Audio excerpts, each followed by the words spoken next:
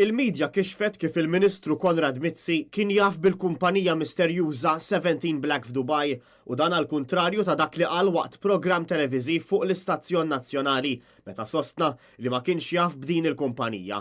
Ek sostna il-kap tal-Partit Nazzjonalista Adrian Delia fejn qal li jekk kif il-medja rrapportat kif fit-28 ta' April tal-2016 Konrad Mizzi permezz ta' kumpanija Shillings kien talab lil Mossack Fonseca jibatulu id-dokumentazzjoni kollha relatata mal-kumpanija segreta li Brian Tonna ta' Nexia BT fetaħlu fil-Panama. Issa nafu illi ministri esponenti ewlenin tal-gvern qed jgħidu ħaġa oħra, mhumiex qed jgħidu l-verità.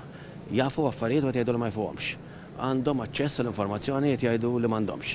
Għandna l-gvern li konsistentement qed jgħid u jitma' lin-nies informazzjoni skorretta. L-istqarrija tkompli tistqar li kien Brian Tonna stess li f'email oħra lil Mossack Fonseca kien qal li 17 Black kellha tgħaddi 150,000 euro fix-xahar lil kumpaniji segreti ta' Konrad Mizzi u Keach Kembri. Din l-email kienet intbatet lil Mossack Fonseca fit-2 ta' Frar tal-2016. Jiġifieri xarejn qabel ma' Konrad Mizzi talab l-informazzjoni kollha lil Mossack Fonseca. B'dak li ġie żvelat mill-medja llum huwa ċar li Konrad Mizzi qed jikdeb u mhux qed jgħid il-verità. Jiena ma' 17 Black ma kont naf xejn biha u laqqas qatt ma kien l-intenzjoni li jsir xi ħaġa magħha u apparti minn dan kollu laqas illum il-ġurnata ma nafx x'inhi.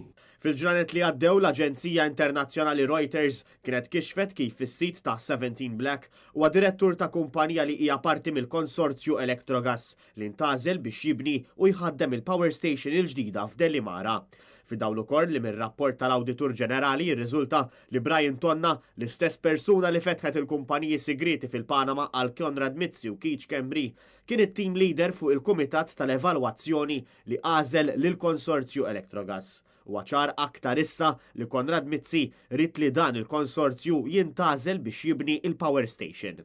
B'dan li ġie żvelat mill-medja, il-Prim Ministru Joseph Muscat issa jrid jieħu d-deċiżjoni li missu ilu liħa u li jekk verament irid li jħares ir-reputazzjoni ta' Malta u minnu fih għandu jkeċċi lil Konrad Mizzi u Keach Kembri. Jekk se jibqa' ma jieħux din id-deċiżjoni minnu fih, ikun ifisser biss li għandu jdeh marbutin minn dawn in-nies ta' madwaru.